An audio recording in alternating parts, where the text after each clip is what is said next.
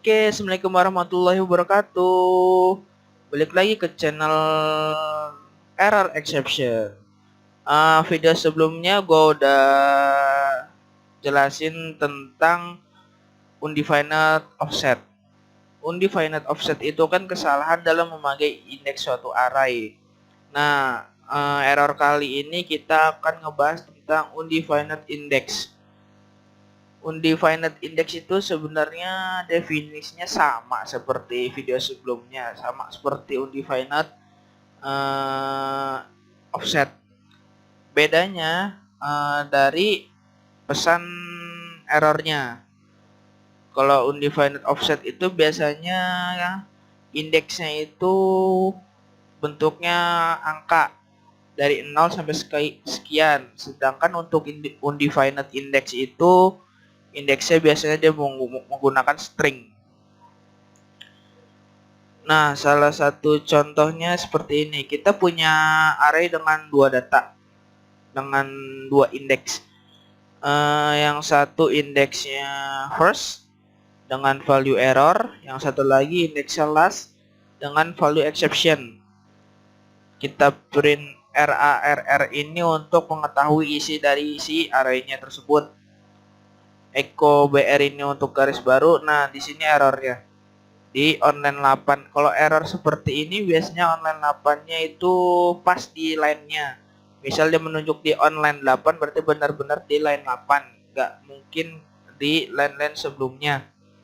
Kita langsung aja dicek di line 8-nya. Di sini di line 8 saya memanggil ARR middle. Sedangkan di variabel ARR middle itu nggak ada, adanya hanya last dan first. Nah, makanya di sini muncul undefined index. Cara memperbaikinya adalah tinggal kita rubah aja si middle ini menjadi indeks yang ada di variabel ARR ini yang mau kita keluarin. Misalkan kita mau keluarin si first ini, tinggal kita masukin ke echo tersebut, echo ARR first. Nah, ini kan muncul.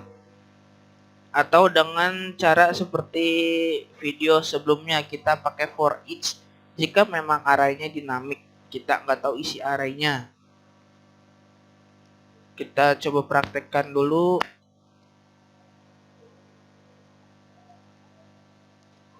For each ARR as key val.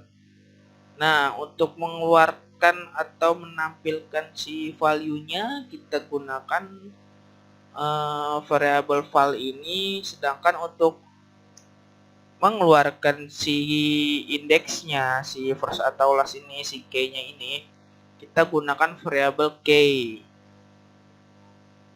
Nah,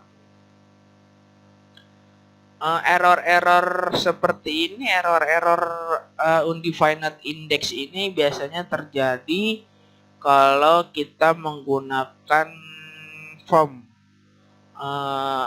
input text. Biasanya kadang kita name di elemen input textnya kadang belum kita tulis name seperti ini.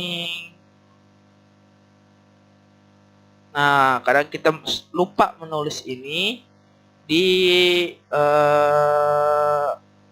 desain depannya, sehingga di PHP-nya kadang tidak terbaca bahwa ada indeks bernama username. Makanya kita harus teliti lagi di